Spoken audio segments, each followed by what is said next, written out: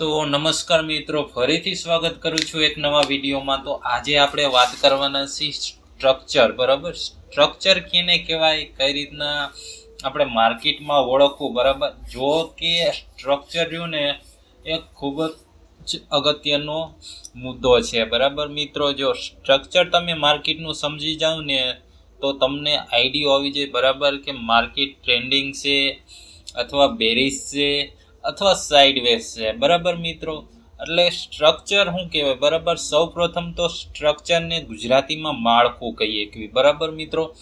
માળખું, બરાબર, કે બુલિશ સ્ટ્રક્ચર અને બેરિશ સ્ટ્રક્ચર, અને ત્રીજા નંબરનો એક આવે છે કે સાઇડવેઝ માર્કેટ, બરાબર। આગળના વિડીયોમાં આપણે વિગતવાર વાત કરવાના છીએ, બરાબર। આ સ્ટ્રક્ચર તમે ઓળખી જાઓ ને એટલે તમને જે હાલમાં જે ટ્રેન્ડ હોય ને, બરાબર, કે અપ ટ્રેન્ડ આલે અથવા ડાઉન ટ્રેન્ડ આલે છે, બરાબર, એ તમને એક આઈડિયો આવી જશે, બરાબર। અને સ્ટ્રક્ચર એક એવી વસ્તુ છે ને, બરાબર મિત્રો, કે એ સપ્લાય અને ડિમાન્ડ ઝોન, કારણ કે જો દાખલા તરીકે હું તમને કહું ને કે આપણે બુલિશ સ્ટ્રક્ચરની વાત કરવી, બરાબર, કે અહીંથી ભાવ ઉપર ગયો, બરાબર, આ હાઈ બનાવ્યો, બરાબર, ત્યાંથી પાછો લો બનાવ્યો, પાછો હાયર હાઈ બનાવ્યો, પછી લો નો બનાવ્યો, બરાબર, પાછો બીજો એનો હાયર હાઈ બ્રેક કરી નાખ્યો, બરાબર, અને પાછો લો બનાવ્યો, બરાબર, અને પાછો હાઈ બનાવ્યો, બરાબર મિત્રો। તો આ આપણો હાઈ, બરાબર, આ લો, પછી આ હાયર હાઈ, બરાબર મિત્રો। તો આ રીતના આપણું જે બુલિશ સ્ટ્રક્ચર હોય ને આ રીતના આપણે માર્કેટમાં દેખાય છે, બરાબર। અને ત્યાંથી પછી મિત્રો એક સાઇડવેઝ આવે છે, બરાબર, કે એ એક ઝોન હોય ને, બરાબર, સપ્લાય અને ડિમાન્ડ ઝોન, એની વર્ષો વર્ષ આપણો ભાવ રહે છે। અને ત્યાર પછીનું જે સ્ટ્રક્ચર આવે છે ને એ બેરિશ સ્ટ્રક્ચર આવે છે, બરાબર, કે સૌપ્રથમ આ હાઈ, આ લો, બરાબર, આ હાઈ, આ લોવર લો, બરાબર, અને આને પણ આપણે લોવર હાઈ કહીએ કે, કારણ કે આ હાઈ કરતા નાનો હાઈ છે, બરાબર। પછી પાછો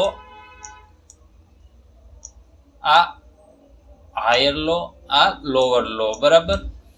તો આ રીતના આપણું બેરિશ સ્ટ્રક્ચર આપણને માર્કેટમાં જોવા મળે છે, બરાબર મિત્રો। હવે આમાં તો મેં તમને ઇઝીલી સમજાવી દીધું, બરાબર, કે સ્ટ્રક્ચર આ રીતના હોય, પણ માર્કેટમાં આપણે એને કઈ રીતના ઓળખવું ને આજે આ વિડીયોમાં વાત કરવાનો છે, બરાબર મિત્રો। તો સ્ટ્રક્ચર એક સપ્લાય અને ડિમાન્ડ ઝોન આપણે કહીએ કે, બરાબર, કે અમુક એવી રકમ હોય છે ને, બરાબર, કે ત્યાંથી વેચવા વાળા વધારે ઇન્ટરેસ્ટ દેખાવે છે, અને અમુક એવી સપ્લાય અથવા ડિમાન્ડ ઝોન, બરાબર, એમાં અમુક એવી જગ્યા હોય છે ને કે એવો ભાવ હોય છે ને ત્યાં ખરીદવા વાળા વધારે ઇન્ટરેસ્ટ દેખાડે છે, બરાબર। તો એના હિસાબે આપણે માર્કેટનું સ્ટ્રક્ચર ઓળખીએ કે, બરાબર મિત્રો। તો હવે હું તમને રિયલ ચાર્ટમાં દેખાડી દઉં ને એટલે તમને આઈડિયો આવી જશે, બરાબર મિત્રો। તો આપણે નિફ્ટી 50, બરાબર, એનો ચાર્ટ છે, અને આ મેં 1 વીક ઉપર બનાવેલો છે, બરાબર મિત્રો।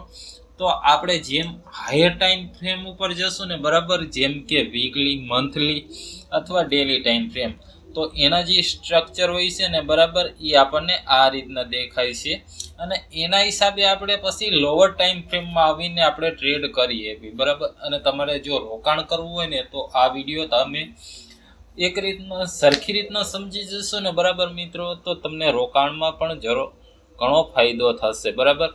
હવે આ આપણું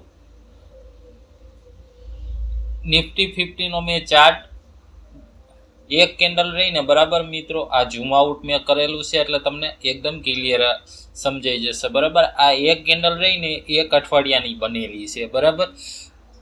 તો આપણી જે નિફ્ટી 50 રહીને 288 રૂપિયાથી સ્ટાર્ટ થઈ, ક્યારે કે 9 જુલાઈ 1990 થી, બરાબર। અને ત્યાંથી જો હાઈ, લો, હાઈ, બરાબર, પછી અહીંયા નાનો લો માર્યો, પછી હાયર હાઈ, બરાબર।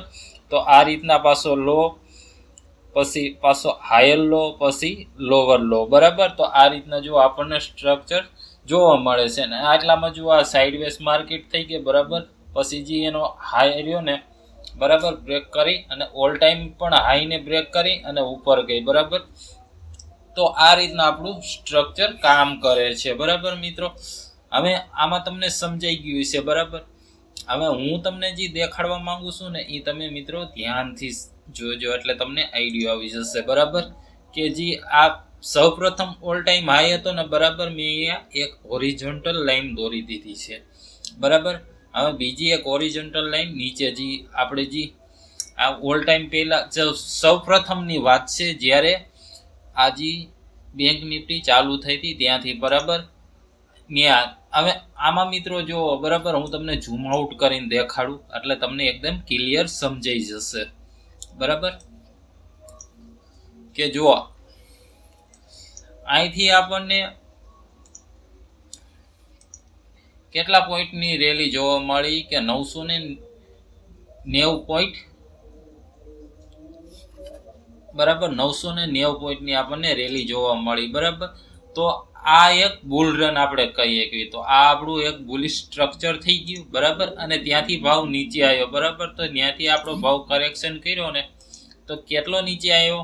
બરાબર, કે 680 પોઈન્ટ, એટલે મોટા મોટું 53% માર્કેટ ક્રેશ કરી. બરાબર, તો આ આપણું એક બેરિશ સ્ટ્રક્ચર થઈ ગયું. બરાબર, અને ત્યાંથી પછી જો આ જગ્યાએથી એને સપોર્ટ લઈને આપણને જે ઓલ ટાઈમ આયા હતું ને એને પણ બ્રેક કરી નાખ્યું. બરાબર, હવે આ રીતના જોવો ને તો બરાબર અહીંથી આપણને કેટલું જોવા મળશે કે અહીંથી આપણી આ રેલી રહીને બરાબર 800 પોઈન્ટની છે. તો અહીંયા જેને રોકાણ કર્યું છે ને એને 133.79% રિટર્ન મળેલું છે. બરાબર, તો અહીંથી આપણને નીચેથી જો ઉપરથી નીચે જોવીને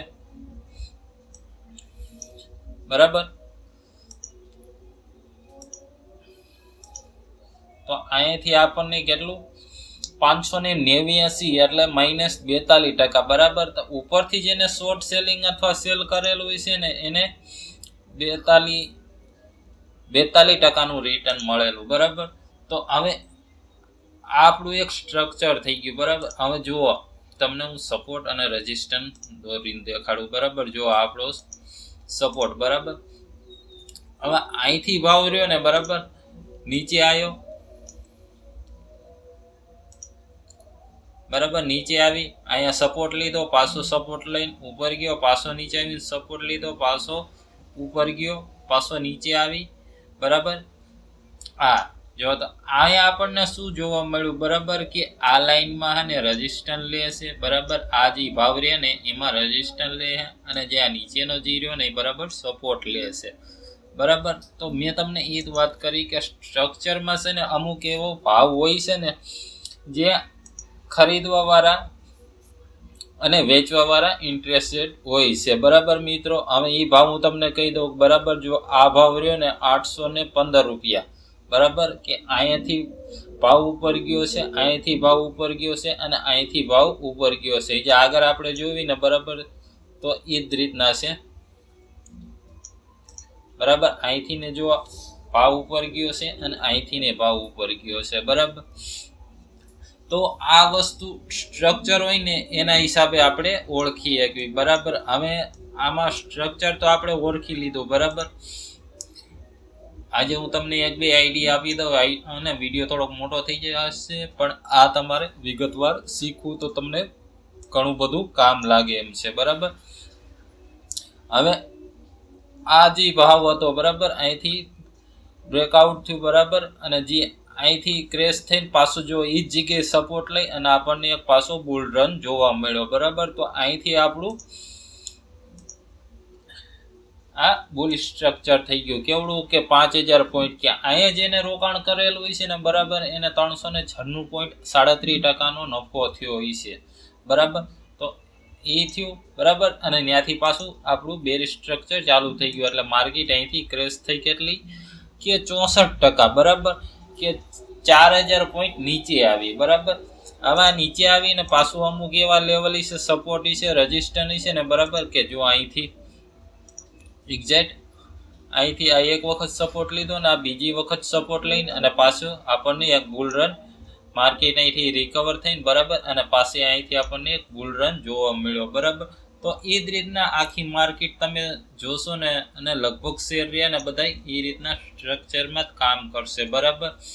હવે આ સ્ટ્રક્ચર તમે ઓળખી જશો ને એટલે તમને આઈડિયા આવી જશે, બરાબર, કે ટ્રેન્ડ કઈ રીતનું છે, સાઇડવેઝ છે, ડાઉન ટ્રેન્ડ છે અથવા અપ ટ્રેન્ડ છે, બરાબર. તો આ આપણે સ્ટ્રક્ચરનું હતું, બરાબર. આવનારા વિડીયોમાં હું અને ટ્રેન્ડ વિશે વાત કરવાના છું, બરાબર. પહેલા આપણે સ્ટ્રક્ચર ઓળખશું અને પછી આપણે ટ્રેન્ડ ઓળખશું કે ટ્રેન્ડ અપ ટ્રેન્ડ છે કે ડાઉન ટ્રેન્ડ છે કે સાઇડવેઝ ટ્રેન્ડ છે, બરાબર મિત્રો. તો તમને જો આ વિગતવાર સમજાઈ ગયું છે અને આ વિડીયોમાં આટલું. ફરીથી મળશું એક નવા વિડીયોમાં નવી જાણકારી સાથે. ત્યાં સુધી થેન્ક યુ.